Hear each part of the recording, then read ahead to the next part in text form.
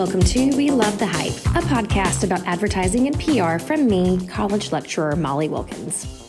This podcast serves as a supplement for my classes, but is also open to the public with interviews and conversations that I hope will have engaging, enlightening, and entertaining stories about our industry. Today's interview is with my friend and general, excuse my language, all-around badass, Andrea Cooke. We mainly talk about the importance of diversity in PR, but there's really so much more to it than that. It's really difficult, actually, for me to try and put in a very concise introduction, so let's just say I'm very excited about this one. Let's go.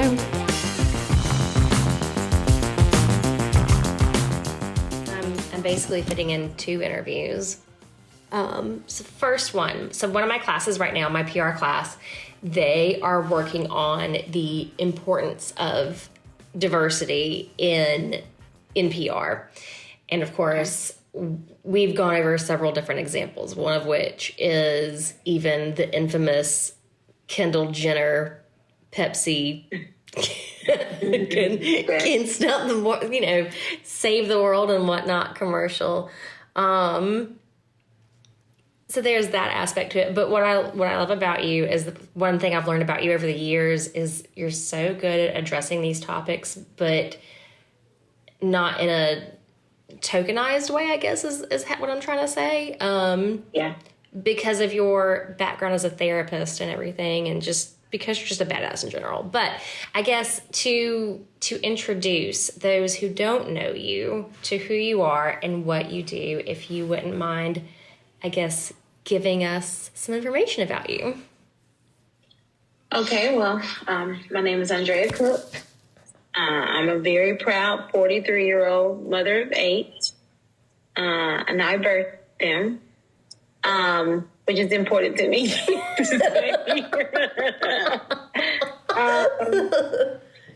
I graduated with my bachelor's in social work from the Fort Valley State University, my master's in marriage and family therapy from Mercer University, and I'm a doctoral candidate at Antioch University in Keene, New Hampshire. Nice.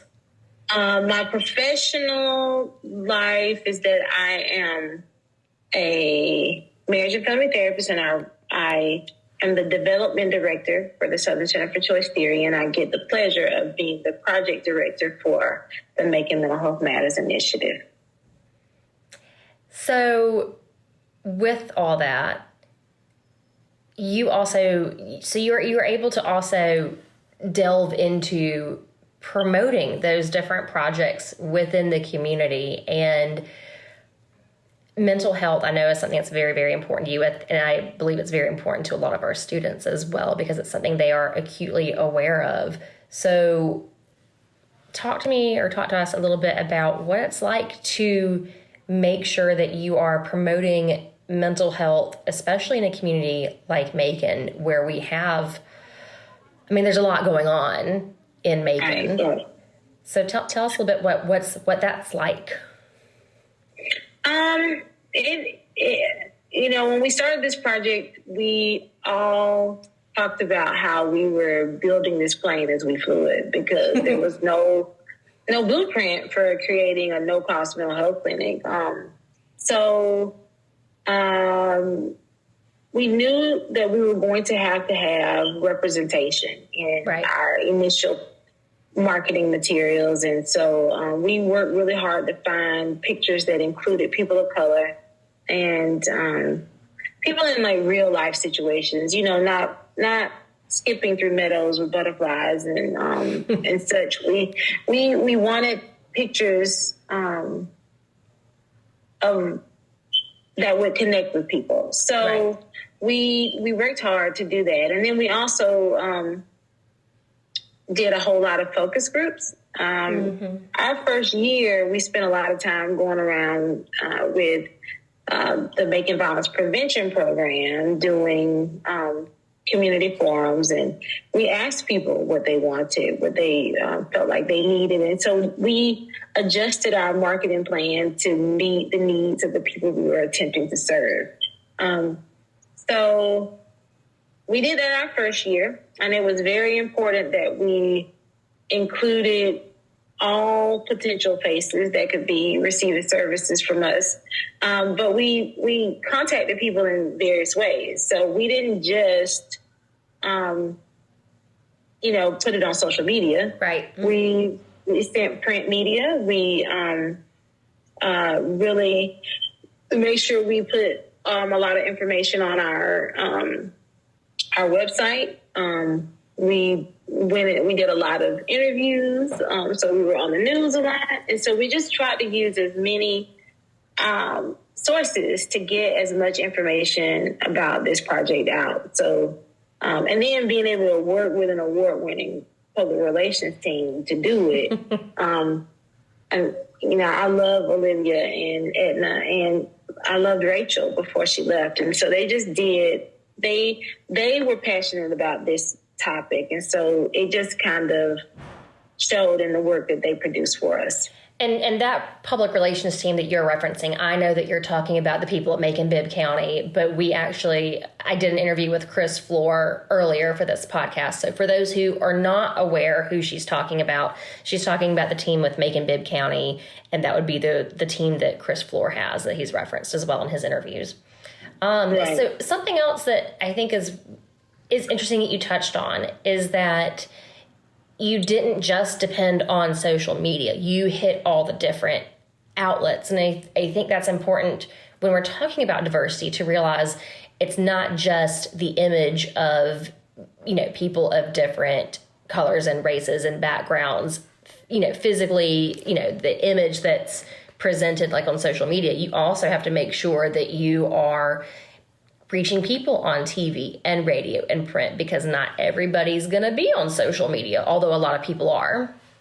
Right. It was important because we were missing a huge component of the people that we wanted to access these services by only doing social media marketing. I mean, it was fast and efficient, but it wasn't meeting the mark for who we wanted to serve. And so we knew that we were going to have to do more, but pretty early on, we knew we needed to pivot. And we pivoted and spent more money on print media and than we did on social media marketing, which is probably not a lot like what some other people do, but also because this project is specifically, Mayor Miller asked us to specifically focus on addressing the needs in neighborhoods that are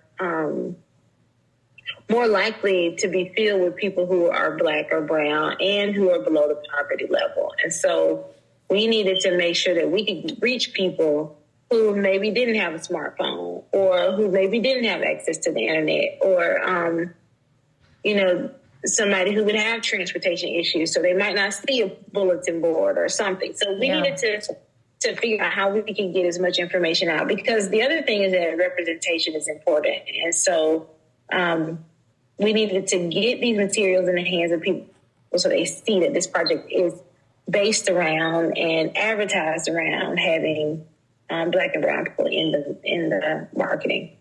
And you have alluded to this, but who is your target demographic for Macon Mental Health Matters, and how did you figure that out? Our target demographic is based on what we were asked to do. And so very early on in Mayor Miller's tenure as the second mayor of Macon-Bibb County, it was he reached out and I guess for several months of my polite harassing about the fact that we needed to create a no-cost mental health clinic, because so many people needed service, especially in the midst of a pandemic. Yeah. That we were going to continue to have exploding numbers of homicides and assaults because people didn't have an outlet. And so I think maybe on his third week as mayor, he sent me a text message and told me to come to his office at 3 p.m. I think he sends very early text messages. So I think he sent a text about 7:30 in the morning and said, meet him at his office at 3. And because I am who I am. I said, how do you know that I have time to meet you at 3 today? And anyway, you all must know that I had a time. So I met with him, and he wanted a proposal, like, lightning fast. And so within 10 days, we had a proposal that was ready to be submitted to commission for consideration. And 2 weeks later, we had a fully executed contract to start this process. And so I don't know if people know what it's like to work in government, but nothing really moves that fast. Yeah, no, never. I mean, it just doesn't happen. There's so many hoops you have to jump through, and a lot of it's for, good legal reasons and whatnot, but things just tend to move slow. So yeah, that says a lot. And this was fast. About y'all. This was fast. So delving back into the PR and the diversity and the importance of that, I think sometimes, and I would say at least for our campus, from what I have observed, it's typically a rather homogenous kind of group. At least when it comes to my students, it's mostly students who are middle to upper class for the most part, not all of them, of course. And I think they're probably familiar with mental health struggles, maybe on a surface level, but when they are thinking about and bearing in mind the importance of diversity for any campaign that they are working on, how do you, if you're somebody who has not experienced what it's like to be discriminated against because of the way you look, or because you live in poverty, or because you may not have transportation, how can they work to make sure that they have a wider world view if that's not their world? Oh man, I think it's similar to what we do as counselors. And so what we tend to do, because we know nothing about the people who are sitting in front of us, is we come from a not knowing stance. And so what that means is that we end up asking a whole lot of questions. And some people in front of us think that we're just, prying for no reason. But the goal is to really understand the person that we're trying to serve. And so asking a lot of questions of someone who you're trying to build a marketing campaign around. Most of us are pretty good at telling exactly how we feel about the way that representation happens, and how important it is to understand that people with varying incomes don't always have access to the same information, and that is inherently racist, but working really hard to address it so that you can at least provide some equity. And so equity is not even remotely the same as equality, because sometimes you're going to have to put a little bit more effort into those communities that aren't normally served well. And so you're probably going to have to put a few more dollars in a marketing budget for reaching communities that are typically impoverished, if that's really what you want to do, versus the amount of money that you would have to spend in, advertising something for a more affluent neighborhood, because you're going to have to do mixed media. You're going to have to do different things in order to be able to reach people. That makes sense. And I'm going to ask you one last question, and it may sound really, really dumb, but I have a point. So what about the person who's listening to this and goes, but why should I care? Why is it even important to be diverse in my PR, my marketing? So what? Because everybody wants to feel like they matter. There you go. Yeah. And so if I'm looking, there are many places that are both affluent and also impoverished that don't advertise for somebody like me. So there's plenty of places in Macon that I've never been that have not taken the time to advertise to me. And And even though I have the disposable income to access said goods, I don't feel like my money would be valued in those places because I'm not valued. And so if I don't see a physical representation of what I feel like I am, and I feel like I'm Bugetto. I don't know if people know what that represents, but that's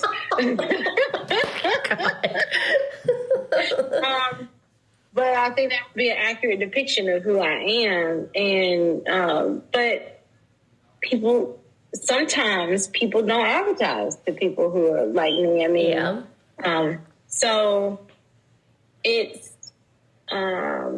it's always a gamble. But if you advertise to people who may not look like you, who may not think like you, it may actually create a more loyal fan base for your product or project. Yeah. Because you specifically tried to get me, and I know that. So I'm going to be more connected to your product. That makes sense. Thank you so much. You know I just love you. I love you back. And even though you can't see me and I see you, you look amazing. Oh, thank you.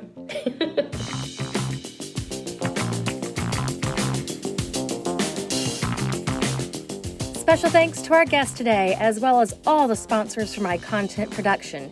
Advanced Dental Arts, Katie Berg at Mayo Hill Law, El Sombrero Restaurant on Forsyth Road in Macon, Georgia, and Triple Dot Social. You can find links to all of their websites in the show notes. Be sure to give them a visit as a thank you for their support. Show music is Drop the Tapes by Track Tribe from the YouTube Content Creator Studio. Again, my name is Molly Wilkins, and I am a lecturer in the Department of Communication at Georgia College and State University in beautiful Milledgeville, Georgia. To learn more about me, check out all my social pages with the handle Love Molly Kate, or go to HelloMollyWilkins.com. Be sure to continue to follow along with us with this inaugural season of We Love the Hype.